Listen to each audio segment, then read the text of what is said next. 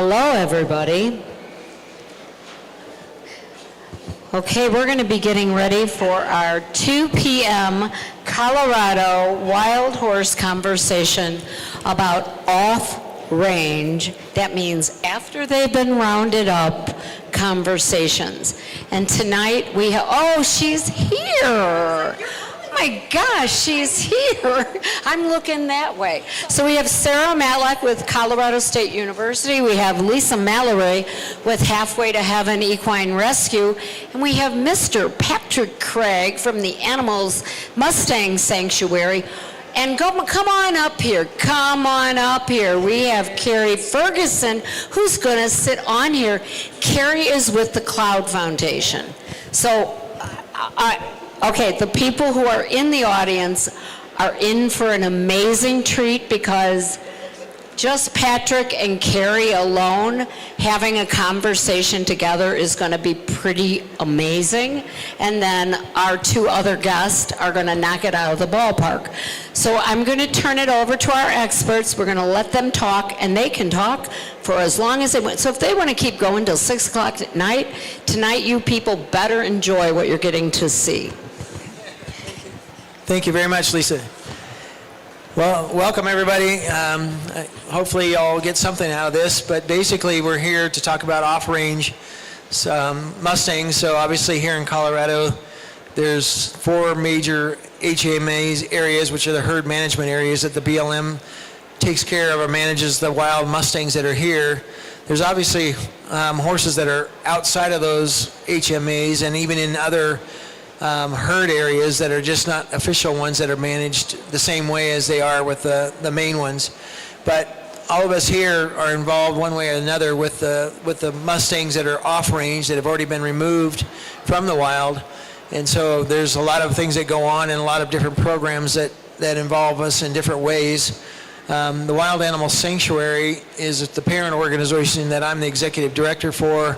I'm the founder and executive director, and we're known more for rescuing lions and tigers and bears and exotic animals that were found in very bad, abusive or illegal situations. But we've been in operation for 44 years, but we've also always helped horses throughout all those years. And so we've had not Mustangs before, but we've had lots of domestic horses that were rescued from different places, and along with some of the other animals that we normally rescue.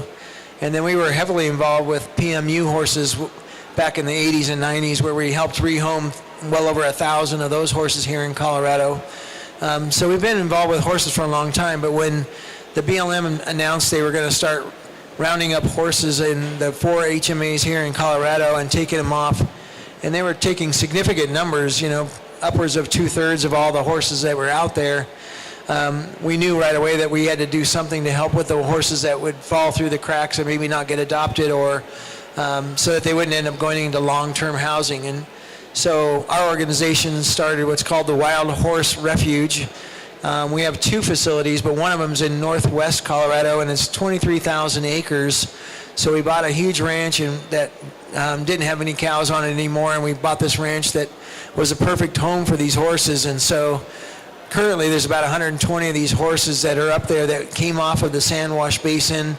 Some of them came from 2 of the other herd management areas in Colorado, and they've been turned loose again and basically running free again just like they did before, but obviously on a smaller parcel of land, but there's obviously less horses. But so they're basically going to be able to live there the rest of their life and run free, but there is no breeding because, again, when they take the horses off the ranges, the BLM gelds the stallions, so they're not able to reproduce anymore. So we do have geldings up there and mares, and they run free and they go into their bands like they normally would, but they don't obviously reproduce, which is a big problem. And the reason they got taken off the original range was because they only have a finite amount of land and they can reproduce, and then they get to a point where they have too many horses and they need to remove them. So our organization is taking in the horses that either tried to get adopted and didn't work out, or the ones that never got a bid to begin with and needed a place to go. So that's how we end up with all the horses that we have. But you'll hear from the other panelists today that they all have different ways that they work with the Mustangs in the off-range capacity and do amazing things. So I'm going to let the others introduce themselves, and then we'll get into the discussion.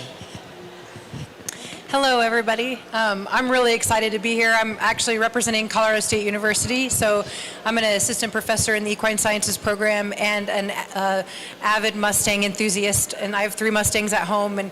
But part of my research and education has been in equine behavior, specifically motivation and learning theory in horses and reducing fear issues in horses. And so we did a study 2 years ago looking at gentling practices through reduced fear in training methods, so really looking at how we're gentling these Mustangs in ways that reduce fear and anxiety and improve the not only human trust and relationship, but the long-term adoption success when we can have methods that reduce that fear. So we are also in the process of writing a grant with the BLM currently to look at kind of manualizing this process so that the general public can have access to this type of training method.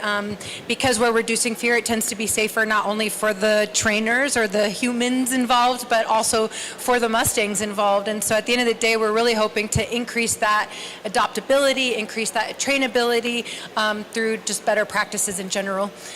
We also, I will share because it came up yesterday, the BLM, we have another part of CSU that wrote a grant through the BLM where they're doing a K-12 education. So they received that grant. It's I think a 2 or 3 year program where they create this curriculum and teach it to K-12. And a lot of that's operating out of our Spur campus here in Denver. For those of you that haven't been, you should definitely check it out.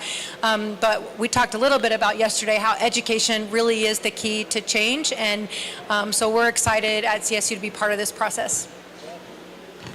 I have my own today. So I'm Lisa Mallory. My husband and I have a small rescue in South Carolina called Halfway to Heaven Equine Rescue, and we focus mainly on the wild Mustangs of the American West. And I'm not really sure why I'm on the Colorado panel, but I have some input for off-range topics. Very humbled to be here with these 3 people up on stage. I think that Patrick mentioned briefly that there's different ways that we all work to help the Mustangs. And in South Carolina, my husband and I have our small rescue, and we rescue and adopt out maybe 1 horse at a time. But if you adopt 1 horse, you've made a huge difference. And I know in Colorado, there's a lot of places, a lot of sanctuaries, and a lot of rescues that you can go and find a Mustang. Whether it's a Mustang that's already been gentled. I talked with an organization this morning that gentles and saddle trains their Colorado Mustangs before adoption, and I know there's others that just gentle them and then place them up for adoption. So that's one way we can deal with off-range issues, is get these horses into homes. And it's a different way than Patrick does. I love what Patrick does. But it's another way to help these Mustangs, which I'm very passionate about. And if any of you in the audience or anybody listening on the live stream, if you don't have a Mustang, look into what's going on with Mustangs and why they need help, and please consider adopting one, because they are the best horses in the world. Thank you. Lisa, right? Okay. Hello, my name is Kerry Ferguson. I'm the Executive Director for the Cloud Foundation. Typically, our mission is to protect and preserve America's wild horses and burros on our public lands. We focus more on that proactive, keeping them wild and free, but we are also all adopters, rescuers. As an organization, we have adopted, we adopted a whole band of prior Mustangs that were rounded up in 2009, and we have them on a large, well, not as large as yours, but a large plot of land outside of Calhan in the Simla area, it's south of here, but east of Colorado Springs, which is where we're based out of. You say you don't know why you're. I'm feeling the same way as you. I'm like, I don't know what I'm going to talk about, but we all have different. Yep. We kept the prior herd, and we call them the Freedom Family. They are still mostly wild. There were some pregnant mares who came off when they were rounded up, so we did have some young ones. And at the time, I really need to figure out this story because we had some stallions and they weren't born. So there were a couple of births, even though we were darting and using PZP on the mares. One of them, it didn't work, which is a story for, that takes place so every so often. But when our last stallion died, he left a gift. So we ended up having an extra birth after we lost that last stallion trigger. So now we have mares in the Freedom family and a couple of youngsters. And those youngsters we are gentling, and they will serve as ambassadors for the wild horse, and hopefully go with us places and let people meet them and introduce them to wild horses. Well, thank you. That's great. One of the things that we talked about yesterday that I wanted to bring back up, because we have some, probably many, but I know for sure there's some Mustang owners in the audience that had brought up the subject that is really one of those that is pervasive in the whole problem with taking these horses in and trying to give them a good home, is their fear. And CSU is, as you heard, is really about learning about the fear and working with that. But they were telling me that, I think it was 3 or 5, I can't remember if you had 5, and 4 of the 5 are typical, but there's one that's definitely one of those that's not only so terrified, but he even strikes out. And so they're like, it's amazing the difference between the 4 and then this one that's just whatever it's going to take, he's not even going to remotely tame down and even let him near him. So that's something we talked about over the last couple of days was, that they all have a lot of fear, but certain kinds of training techniques work. And even today, we even have one of the trainers that's working with the 6 young ones that are down here today. And George is here, and he's down there, and he has his way that he gentles horses, especially wild Mustangs. There's 5 other trainers down there that do the same thing, and each one has their kind of common things that they do that are the same, and some of them have their own techniques that are definitely unique.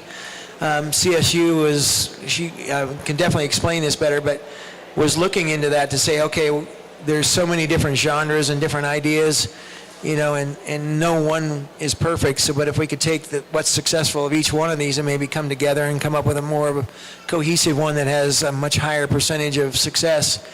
But basically, that's really one of the biggest problems we have is, these horses are from the wild, and they're definitely afraid of pretty much everything that has to do with captivity. But yet, that doesn't mean they're not going to be great horses, because again, they do have amazing personalities and character, and that's why most everybody that's ever had one will tell you, yeah, you definitely should have a Mustang in some time in your life, because they're really amazing horses, especially compared to, a lot of us grow up with domestic horses, and there's some really nice ones that we're fond of, but the character of these horses is unique because of their wild history, I guess, and the spirit that they have, and I think that's what we all are drawn to, is that spirit that they truly do have that's so wild. But yeah, we got to find homes for them when they come off the range, and that's really what it's about, is trying to make sure that everybody's a success, not just the ones that are really naturally calm and come right up to you and they're not afraid at all right from day one, where the other ones might take 3 months or 6 months or a year or even longer for them to finally get over that fear. And so today, some of the conversation is going to be about that, of how to maybe what's going on to maybe solve some of these problems, because again, we really want to see every one of these horses end up in a really good home. For the sanctuary that we have, or the refuge that we have, the horses, they don't really have to choose. They can all just go out there and be wild again and not necessarily have to be dealt with. But there are so many homes out there and so many horses that they all have to, a large percentage of them are going to end up in a place where they do need to be handleable, because again, they're not running and their hooves are not being worn down naturally, and so they're going to have a farrier that can trim their feet, if nothing else. Even if you're not going to ride the horse, you're going to have to maintain that horse's health. So I'm going to let you go ahead and talk some more about some of the things that you're looking for to solve some of those ones that have the greatest fear. Yeah, no, thanks. I love that. So really so my background is learning theory and motivation. So my research is in education sciences. How do mammals learn? How can we motivate behavior? And so I'm not really a methods person. There's a lot of different methods out there and the really good methods too. But the problem with a method is that it doesn't work for every individual. But what does work is when we truly understand threshold of the nervous system. So we think of like going over threshold, that fight or flight response. And those behavioral indicators that lead up to threshold in the horse is pretty significant. They have some really low-level indicators where you can tell, this is stressing you out, and what I'm doing is too high of a criteria. I'm putting too much stress. So the first step really when we're looking at training a horse, and really in the Mustang population, we're looking at building life skills of how to safely interact with people and get quality hoof care and animal husbandry, and then maybe become the riding horse. But we're really building these life skills, and so we're hoping to help them feel good about behaviors we're training. So the biggest difference is we're not teaching a skill, we're teaching them how to feel about a skill. Because we can force an animal to do just about anything, and when we get to wild animals, you really can't. Somebody ends up getting hurt if you try and force them. But in the equine industry specifically, what I am really passionate about is looking less at the force and more at the willingness through cooperation, because they're under threshold, they're not scared, they're more of a willing partner. So when we think of methods though, and like what methods you can use, our study specifically looked at positive reinforcement or clicker training to gentle Mustangs. And just briefly, I'll let you know, we did find that for 10 of them, it was amazing. 5 actually were all-stars. They were gentled so incredibly fast. They were really pro-social in the beginning anyway. My guess is they would have been pretty easy to gentle even with traditional methods. You could touch them first day. We had most of them haltered that first day, and they were very willing. They were lining up at the gate waiting for their turn every day.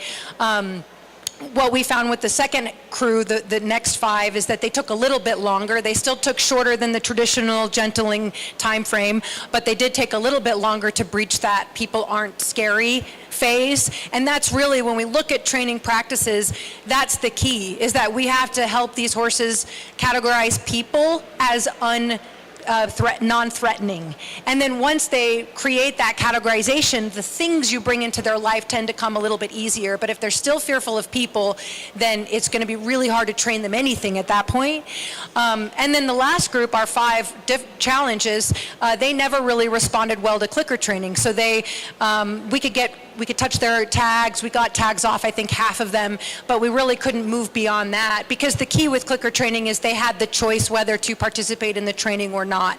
So 10 willingly chose. They never left us. They always participated, and they progressed. 5 let us get only so far, and then decided I'm more reinforced by being away from scary person, and so they would leave. The good news is, at the time, I didn't know this, and actually at the time I did this study, the research wasn't quite out there. There is a method for those horses, and it's called constructional aggression treatment, and it's used with aggressive dogs in rescues, and it's an incredible way to use traditional pressure release training to reinforce pro-social behavior, but the key is being outside of the animal's threshold. So when the horse makes social contact, connection awareness, that's when you leave. And you do a lot of that high rate of reinforcement of leaving that mental pressure when they're pro-social without a flight or avoidant response, if that makes sense. What's really cool in the research, what we've seen in dogs and anecdotally in horses that have trauma and Mustangs, is that the seeking system of the brain takes over, because they're able to say, wow, this person isn't a threat. This is all I have to do to tell them to leave is look at them. And so once they create that connection and you get a strong reinforcement history of leaving, their seeking system takes over, and they're the ones that start to come closer and closer and closer and investigate and touch. So you can read more about it. There's great work out there. Constructional aggression treatment. A lot of the research is in dogs, but yeah.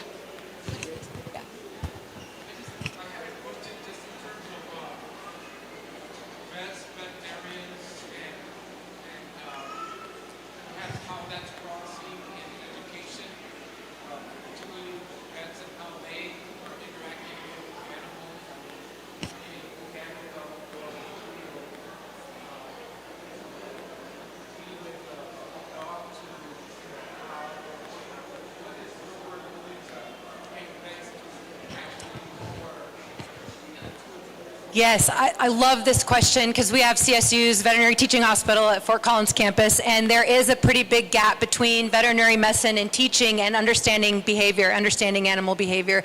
But I will tell you, the work that's being done in cooperative care training in both zoos and conservations and research animals, that cooperative care training is how we can have that giraffe, for example, get their hoofs trimmed in cooperation, or the lion get blood drawn daily for some type of sickness that it might have without having to use sedation or restraint. So the science is there with methods to teach these animals how to cooperate. It's the training that we haven't quite bridged the gap. And part of that is there tends to be a little bit of pushback anytime we use food as a reinforcer in training animals. People get a little nervous about using it because it's a skill. It's a skill that takes pretty good training to do. But the power behind it is that when it's done effectively, we really can reduce fear and create a cooperative animal. In dogs and horses specifically, there's been a push for fear-free training methods, and there's a certification, fear-free training, for veterinarians where they can go through really understanding behavior. So it's looking at behavioral indicators, how to respond in the moment to help the animal come back down from under threshold, help them kind of reset their nervous system and then move forward safely. But it takes training, yeah.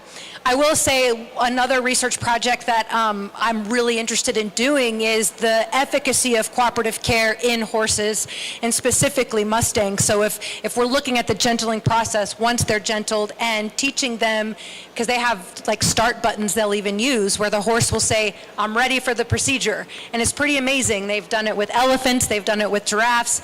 And I like to say, animals don't say no. Like it's big in the equine industry, don't let the horse tell you no, right? Animals don't say no. They say, I'm not ready.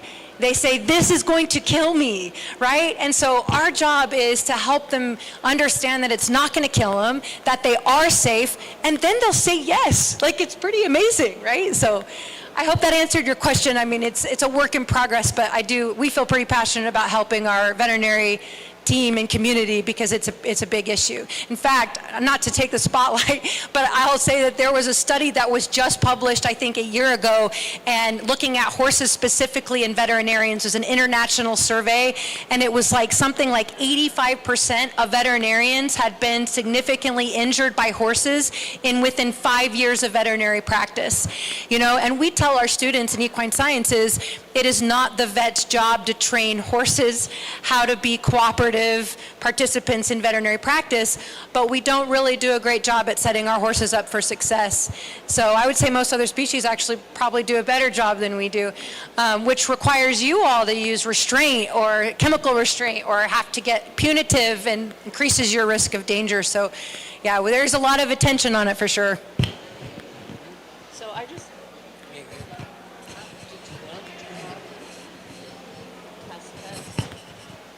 She's ours. Okay. So I'm so excited that we're talking about this right now. Prior to my husband and I opening our Mustang rescue, I was a certified fear-free professional dog trainer, and I worked with veterinarians a lot with dogs and cats to help the owners and the animals to have a stress-free or a more stress-free time when they had to have a vet visit. And I think that, I'm sure actually, I'm not sure how old it is, but I know that the Fear Free organization has a certification for veterinarians. So, and I'm actually looking into taking that course. I can't be certified, I'm not a veterinarian, but I am very, very careful about my rescue horses and what I do with them, and I want them to be under threshold and fear-free when the vet comes. I actually had an experience where I had one of my Mustangs colicked, and the vet had to come out, and for me, this Mustang was wonderful. I could do anything with her. She would not let the vet do one thing, and this was a serious problem. Fortunately, she recovered fine, but after that, I started doing cooperative care, which means I was teaching her to have blood drawn from her neck. I didn't actually draw blood, but I would get her gradually used to my hands holding the vein and tapping her with a pen, and then using like a sharp point to actually poke her. And with the positive reinforcement training, now if I start that procedure, she's like, yeah, let's do it. Let's do it. And I also teach my rescue horses, I work with them about working with their eyes, because I do have one horse right now that has a chronic eye problem, and I have to work on her eye quite a bit. So she has learned, oh, great, when we're going to work on my eye, this is fun. And you don't have to keep giving a food reward forever.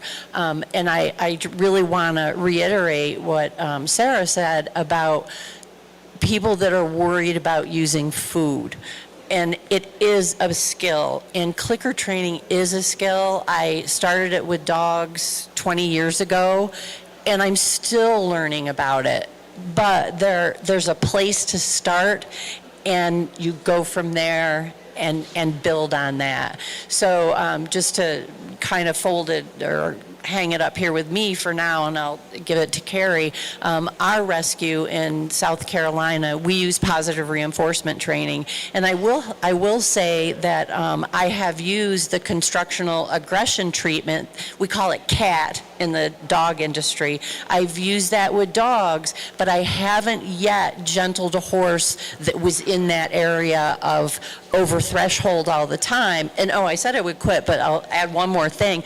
I had this wonderful conversation this morning with a combat veteran, and he was talking to me about being over threshold and adrenalized all the time. And I think with our horses that we have to learn how to bring that level of anxiety and fear back down. And with some of the rescue horses, you have to read, like Sarah said, those little micro behaviors that tell you there's something wrong, because sometimes if we don't know exactly what those expressions and what those behaviors are, we can miss them. And then, our horse is already up here, and if we miss those small behaviors, we're so far above threshold that, the horse cannot even learn. So I'm really, really happy to see that there are many people that are now using positive reinforcement to gentle their Mustangs.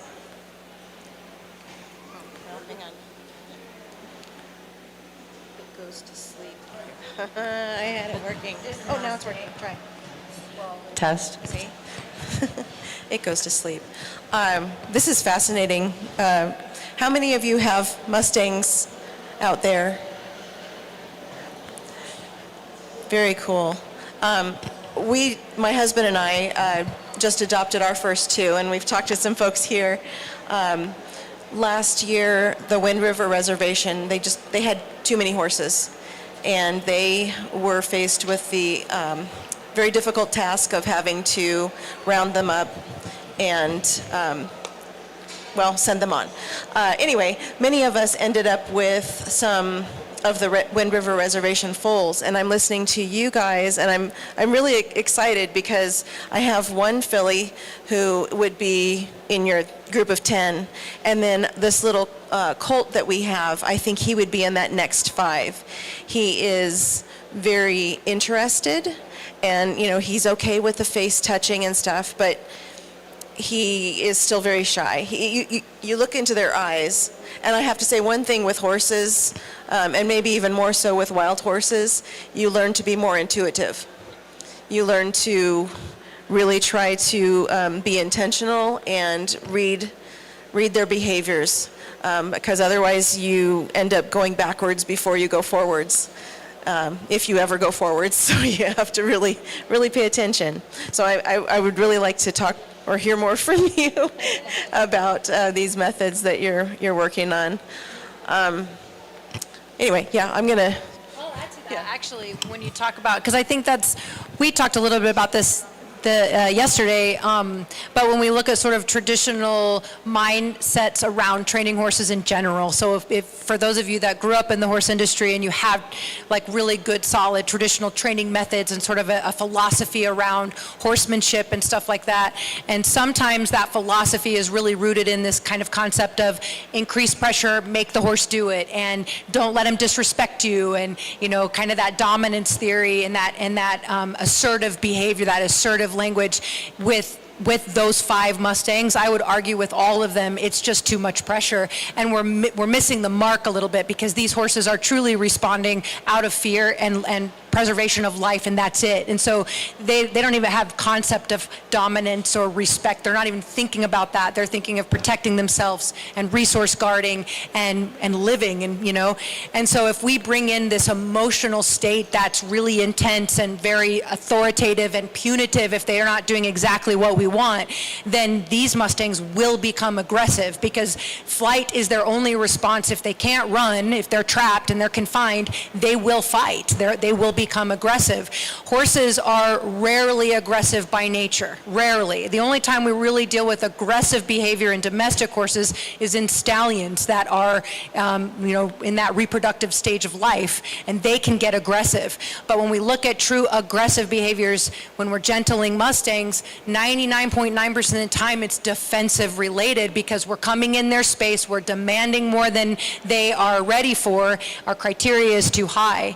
And so going back to those behavioral indicators, a very low-hanging fruit that I test all horses, domestic and feral and wild Mustangs with, is looking at a simple look away. When you come in, even 20, 30 feet away, when they're aware that you're there, is their first inclination to look at you or look away. That look away is no different than when you're watching a scary movie and you close your eyes really fast.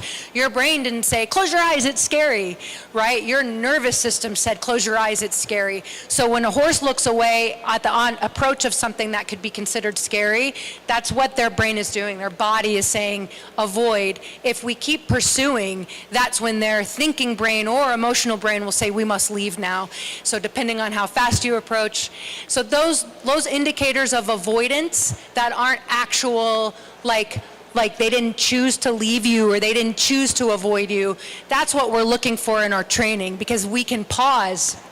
When they look away, you can pause in that moment and wait for them to check back, which they will, because they're not expecting the approaching scary thing to stop. And when it stops and they look back, depending on the fear and history of the horse, you can actually release at that point. Say, yeah, that's all it took. And look, I'm going away.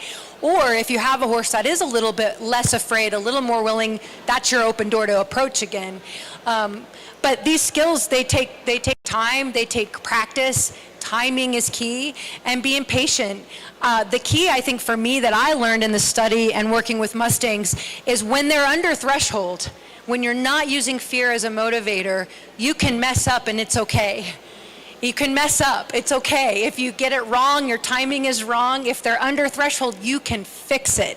It's when they're over threshold and you mess up that you accidentally create trauma in the nervous system that can be tough to undo. And so that's why understanding that threshold is really important. If they're under threshold, you get stuck, don't know how to move forward, just stop, restart. Figure out what went wrong, try again. You don't have, like our horse industry is really big on, you gotta make them do something, gotta leave on a good note where they learned something. And that's not necessarily true. So just giving you some encouragement there, yeah. Well, again, we talked over the last few days about a couple things that are important. Again, a lot of what we're talking about today is off range. Once they're removed from the wild, they've got to go somewhere, and obviously, for the most part, we all agree we want them to end up in a good place. And there's a million different scenarios that are good for these horses. So whether it's going to be a private owner that's going to, expect to maybe train the horse and be able to ride it, or maybe they just want to give it a good home and they have a pasture and they want to take care of it. Again, there's certain things that they're going to have to be responsible for, medically having, the vets check it, but also, again, maintaining the feed and other things that are important. But one of the things that we felt was really important when we got involved, we've, again, been very involved with horses for, 4 decades. But when you go with Mustangs, you got to realize that these are wild animals. They're not you don't even want to really call him a horse. You want to just say, think of it as a wild animal. So it's no different than you saying, I'm going to go train a mountain lion, or I'm going to train a bear, I'm going to train a coyote or whatever.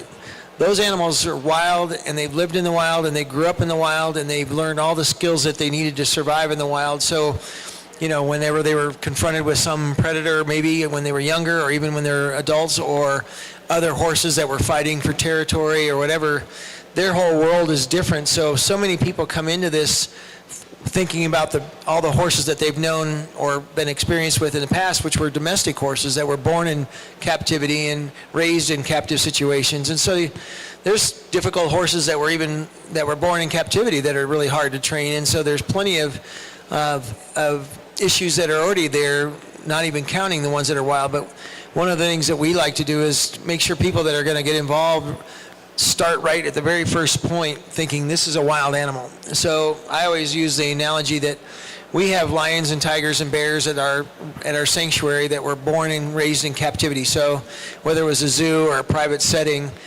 they're a wild animal, but they were still born and raised in captivity. So their perception and perspective on the world is different than if we went out and grabbed a wild tiger and brought him in, put him in the same cage.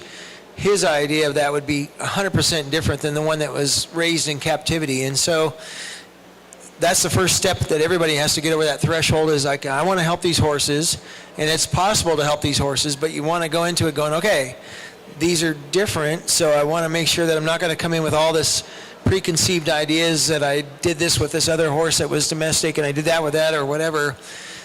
Those things are possible, and again, there's trainers here that are proving that those things are possible. The key is that you start with the right perspective, then you're going to have a much better outcome in the long run, that you're going to be used to that. The other thing that we try to tell people is, when you were talking about the veterinarians, I think most veterinarians, when you talk to them, they, after a certain number of years, they're like, okay, this dog is this way because of its owner, and that owner might be really neurotic and crazy, and so the dog comes in and it's neurotic and crazy and it doesn't want to be touched and all the things. So you got to remember that, whether it's you or somebody else that has one of these horses, that your own behavior and your own good things and bad things about you and neuroses and things like that are going to be picked up by this horse, and either they might even react the same way because of the way you're reacting. And so some people are trainers and they know exactly that they got to lose all those kinds of indicators that are going to affect the horse. But for the standard person that's going to maybe adopt one of these and take it home and put it in their corral and want to work with it, you got to remember that, so much of what you do is going to make that horse react a certain way. And so I think that all these skills and all these things that everybody has are important, but at the same time, you really got to always look backwards at yourself and really see whether you're the one that's causing the problems and it's not really the horse that has the problems. And so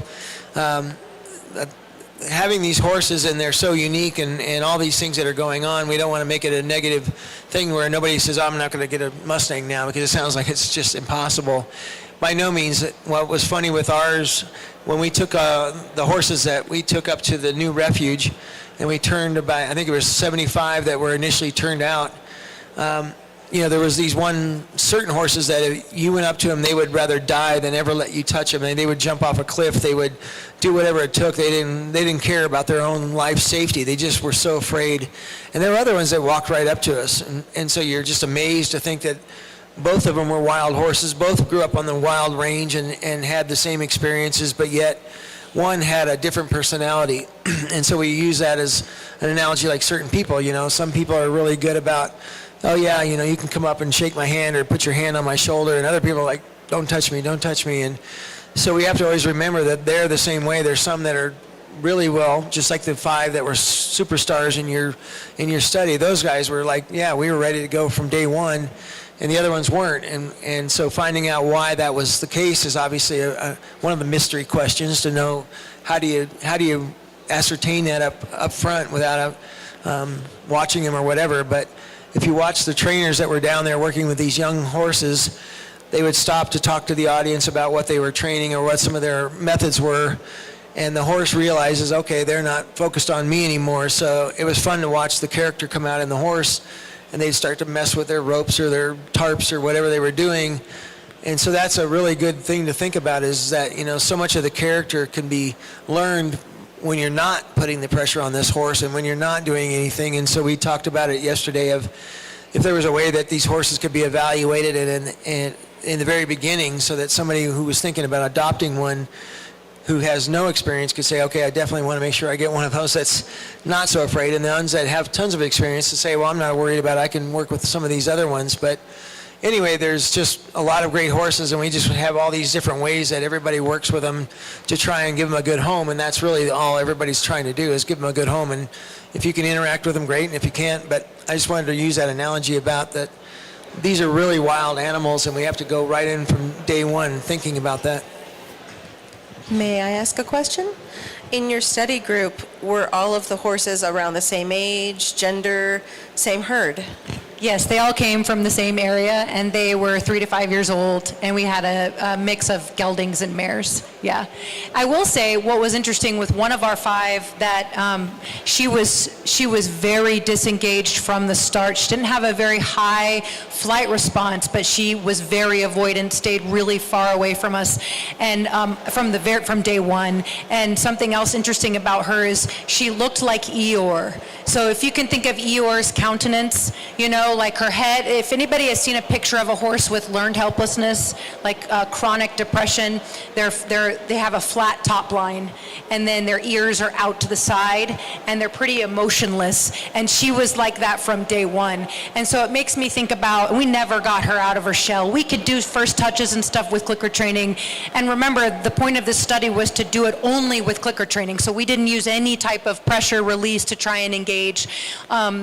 Anyway, she never really responded, and I wonder, even to this day, she was 4, and I wonder if she maybe was separated from a foal potentially during the gather. And so you do wonder about, some trauma that happened during the gather, unintentional on anyone's part, but these horses become so strongly banded to their band when they're in the wild, so strong that, like we talked about this the other day, when a domestic horse gets out, they'll just try and find another horse. They don't care who it is. I'm going to run until I find another horse, and then I'll stand by that fence and eat.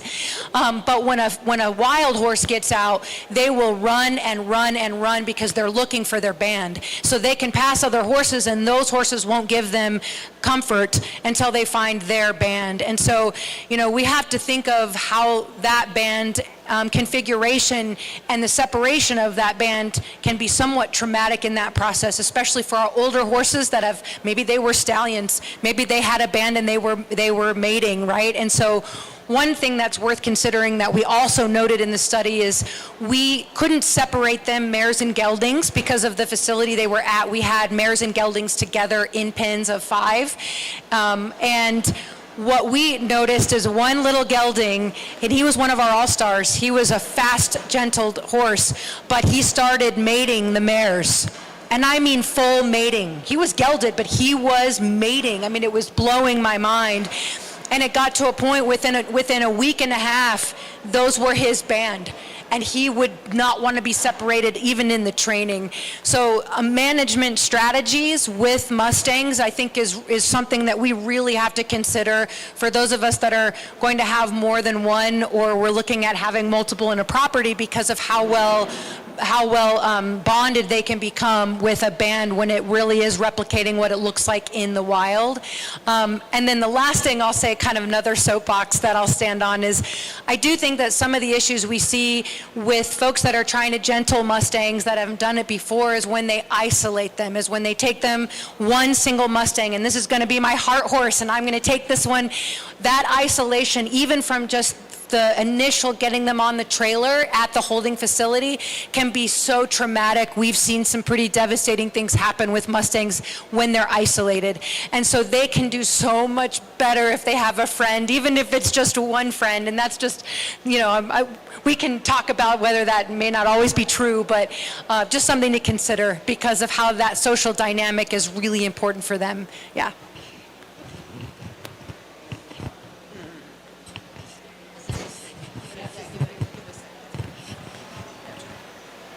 For some reason, this mic is sleepy. So I forgot what I was going to tell you. Anyways, I have a question for Sarah. Have you done, I know you've done research. Can you tell us a little bit about the horses that have the cup half full and the horses that have... Oh, yeah, so I love this. Yeah, so we can actually test optimism in animals. And this kind of goes back to, like, we talk a lot about what makes animals happy. Like, are animals happy? Is your dog happy? Is your cat happy? Is your horse happy? But there's really no good way to measure that when we look at measuring happiness in animals. And I think a lot of it is like anthropomorphized, right? Like, they're really cooperative. They did the jump course really well, so they love their job.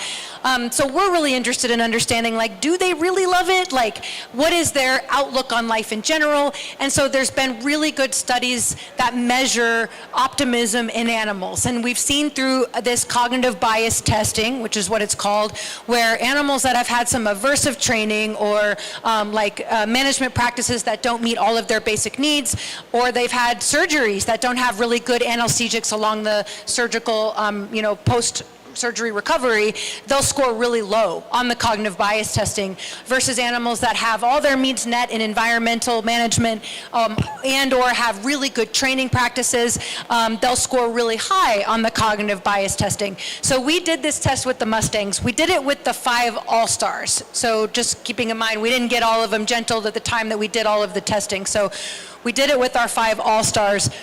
I'll be honest, I was so blown away by how optimistic our 4 first horses that were tested were that I almost didn't trust the test. I was like, we've taught these horses how to use positive reinforcement, and they're just really engaged and motivated to try and problem solve. So I don't know if I trust this. I don't know if I trust this testing. Even though it's been validated in the research, I was becoming skeptical because essentially how it works is you have this reinforcing stimulus, and this animal learns that this one always reinforces. If I touch this black square, I get clicked and reinforced every time I touch the black square. Then you provide a white square that never reinforces. So in most cases, they'll try that white square about 3 times on average, and they'll learn this one doesn't reinforce me, so I'm not going to try it anymore. So you show the black square, I touch it every single time. You show the white square, I ignore it every single time. Then you put an ambiguous square, a gray square, at a different location, and the cognitive bias is how likely is the animal going to try, and how often are they going to try to be reinforced by an ambiguous square. In research, what we've seen is animals in poor management or aversive training, they don't even try it. They'll just ignore it. Animals with a cognitive bias, a positive cognitive bias, will attempt it 2, 3, 4 times.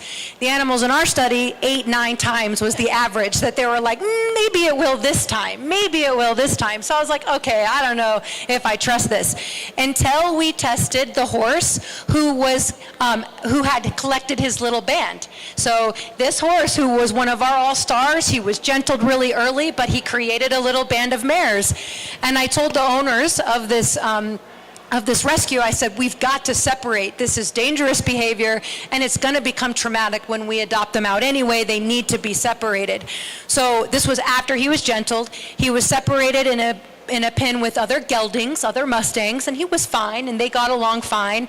We waited 3 days to do the cognitive bias test.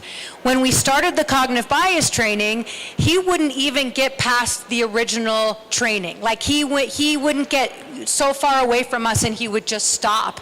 And he failed, astronomically failed the test. And like I mentioned, cognitive bias has to do with also management. He was clearly upset that we pulled him from his mares. So I became a full believer because, like I mentioned, this was the first horse haltered. Literally, he was the first horse that was haltered in our study. Knew clicker training, knew the game, was very avidly involved, but he was depressed. So pretty neat way to study. It's a little meticulous. It takes some time, but the point is we can measure it, and that's important. Yeah.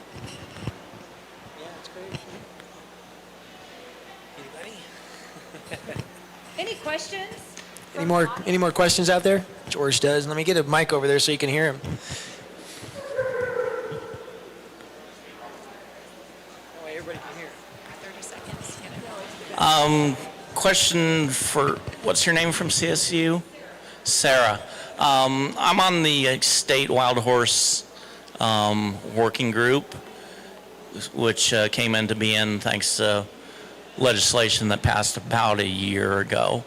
Part of the discussion, me as being a trainer, is the horses that get adopted out, you might see 3 pictures and a 15-second video of the horse on a website. Or even if you go to an adoption event, all you do is see the horse in a 20 by 20 pen. And you're looking, what I would like to propose and we're working on is, what you're looking at is a scale of like 1 to 10 trainability that someone would have to go through, and it could be someone that's a BLM employee or somebody that's a state employee, somebody from the CSU or what have you, would go to Canyon City and would walk the pens and evaluate the horses. These horses are curious enough and confident enough that they're coming up to see me. So that points. The one that all you see is their tail swishing from 40 feet away and they're up against a wall and they're not giving you eye contact or anything, they would be, you know, that's really not just by that type of behavior. And probably a lot of stuff that we're thinking on in the working group, you've probably gone there and beyond. So somehow I would like for our adoption working group to get in contact with you and others at CSU to really set these horses up to succeed from the beginning, so you don't get horses returned to the BLM, or you don't get horses titled out and then 2 months later, after people get their $1,000 for their horse, ending up at a sales barn and then possibly going into the slaughter pipeline. So really would love to at least get your business card. Perfect. Did they get that one to work? Test. Might give you a little bit. That's, Yeah, I think this is working for a minute. We talked about this a little bit yesterday, and it actually is also something we've talked about. Dr. Sarah King works for Natural Resources and has done a lot of studies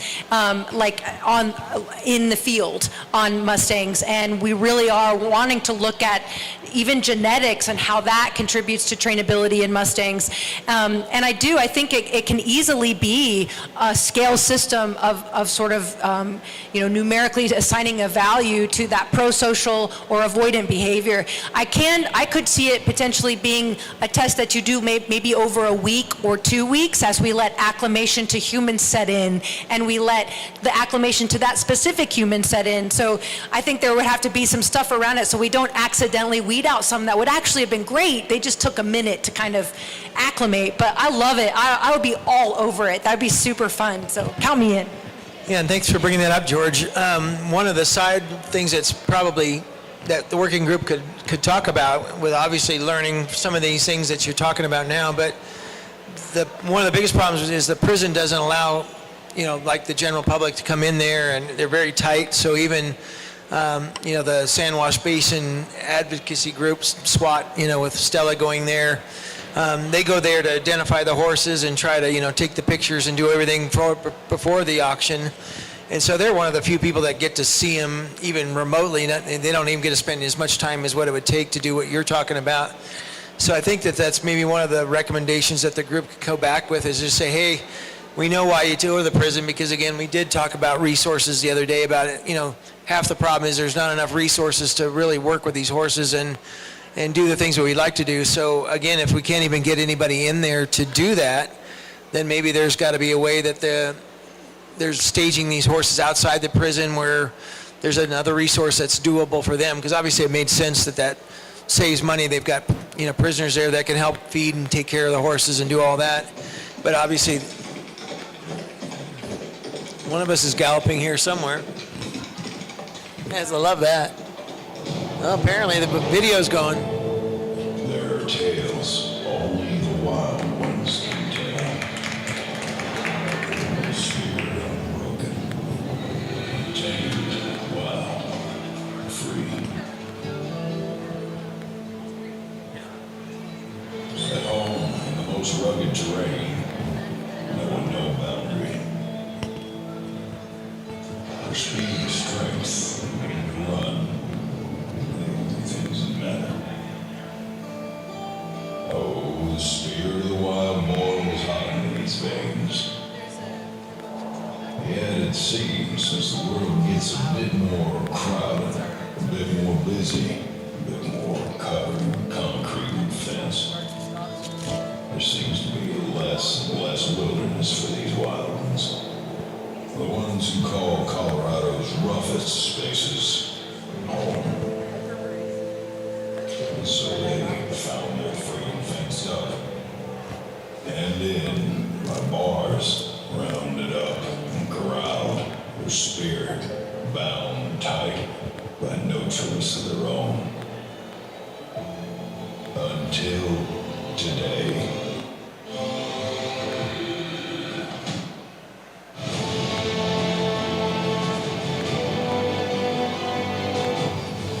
This, a wild, wild space for the wildest and most free spirits on this earth. Every inch, every acre, every mile, untamed, unfenced, untouched, theirs alone.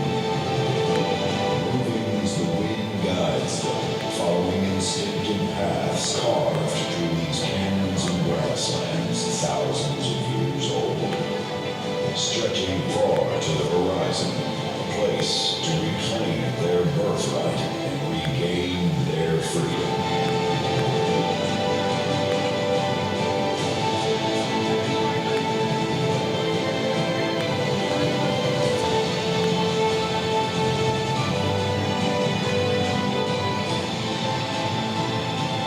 It's time for them to regain their freedom.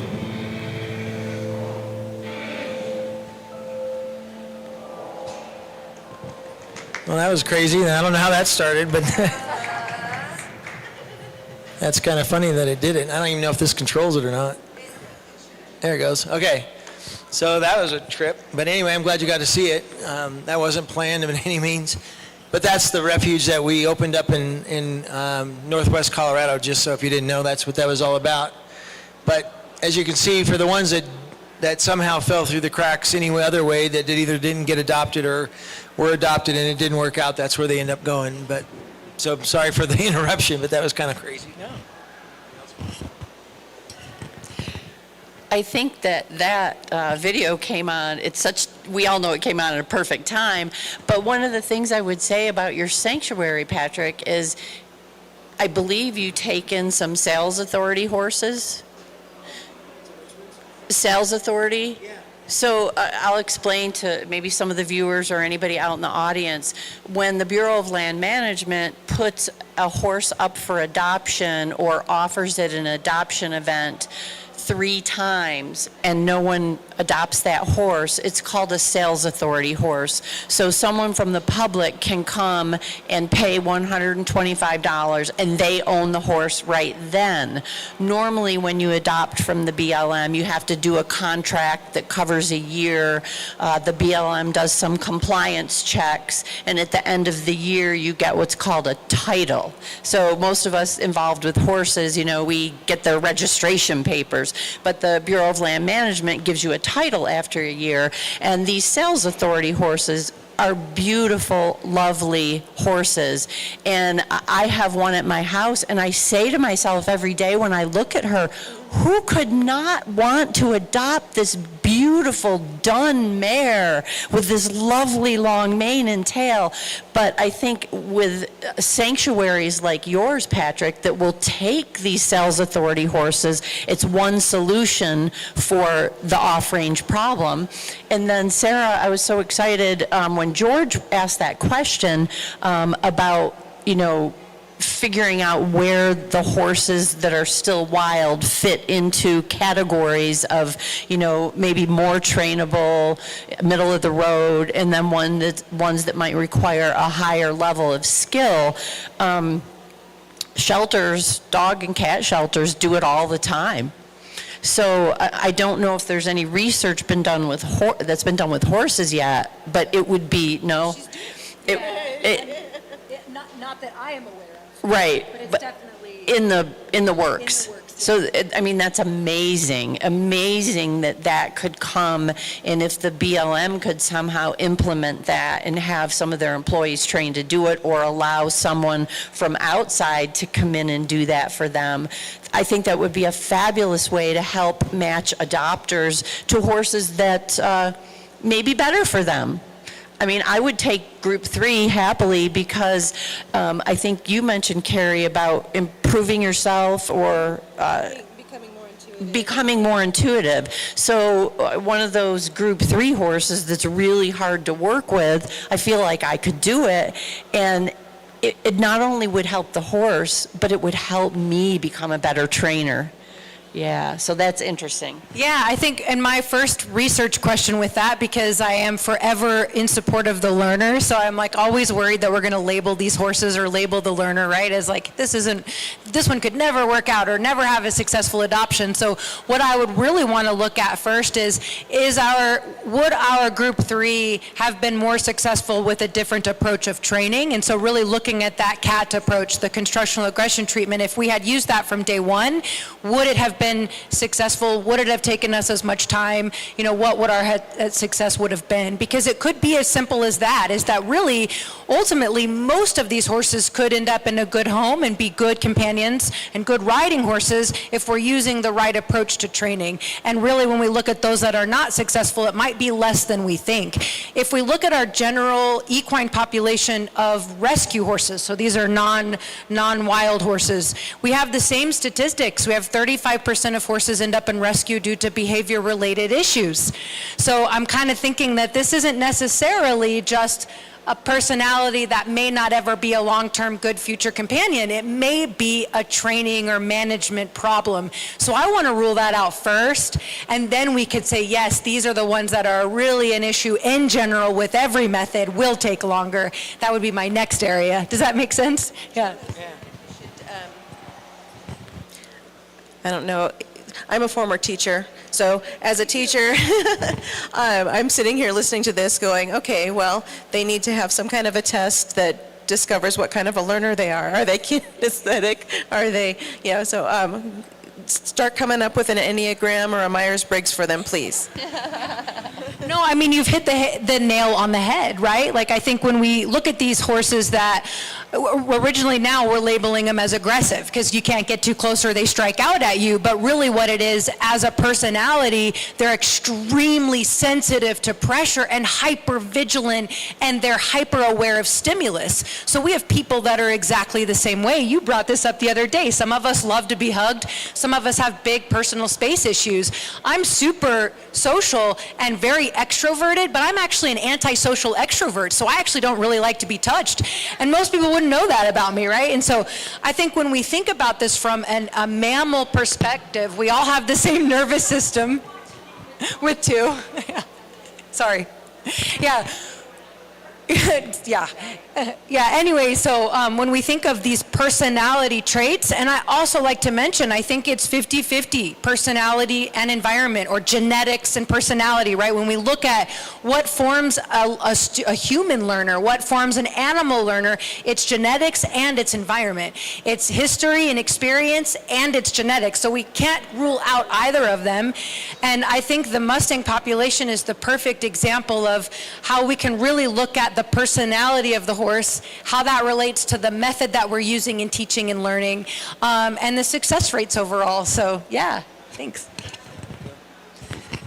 Yeah, so thank you. One of the things that we talked about the other day, and you've talked about it somewhat today, about, whenever the horse is looking and you look away and it takes the pressure off, we use the analogy of, some of these movies that you see where somebody's up in the wilderness and a wolf comes by in the camp and they're like, oh, the wolf is being real cautious, and, so eventually the person just kind of ignores them, and the more they ignore him, the more the wolf wants to come up, and eventually, obviously, they give him a piece of meat or whatever the storyline is, but it highlights the idea that rather than doing it on your timeline, you had to do it on the animal's timeline.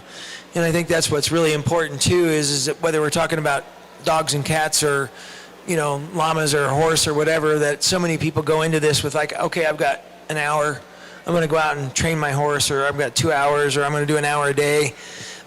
you know, I can guarantee you that if you just went out there and let's just say you had a bed in the corral and you basically stayed there 24/7, you and that horse are going to eventually end up interacting some way, and maybe ornery and tearing your bed apart or doing whatever. But the point is that the less condensed time, the more space, the more time there is, and the more time that you have to let those things happen, the more success is going to be there. So again, for everybody that's going to get into having these horses, whether you're going to try and train one or not, or just try to give it a good home, having that where you're not in a rush and where you're really thinking about this is a commitment of time and energy and spending the time out there, you always see so much more the more time that you're there.